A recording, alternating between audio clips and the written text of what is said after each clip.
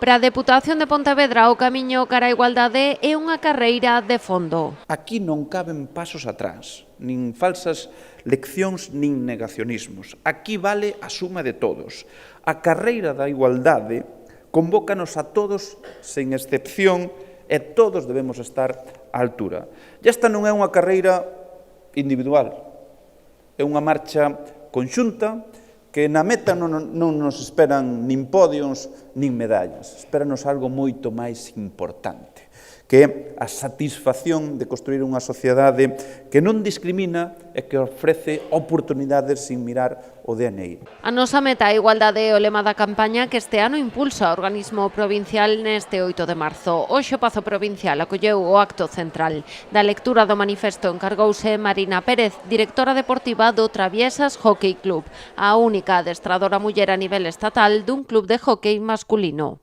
Este 8M vai por elas, por todas as nenas e adolescentes que hoxe están crecendo e construindo quen queren ser. Polas mulleres que seguen marcando o camiño. Vai por todas as que non estamos dispostas a dar pasos atrás, pero que tampouco queremos ter que avanzar soas. Porque avanzar non debería ser unha batalla individual, debería ser un compromiso compartido. Pérez puxo o foco tamén no impacto das redes sociais. Alertou do auxe de discursos e modelos que presentan como ideal mulleres que non incomodan, que non cuestionan e que reducen o seu proxecto vital para encaixar en expectativas alleas, lastrando as aspiracións das nenas. Non só intentan definir como debe ser unha muller, senón que presentan a igualdade como unha ameaza. Instalas así unha idea profundamente limitante, que para que uns se sintan seguros, outras deben facerse máis pequenas.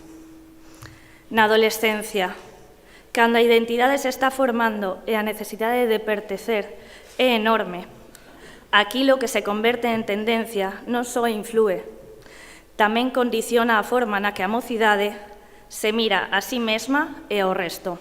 Foros como Mulleres no Foco ou As mulleres que opinan son perigosas ou certames como Ti que pensas de igualdade ou Boas prácticas en igualdade son exemplos, dixo López, da aposta da Deputación para acadar esta meta.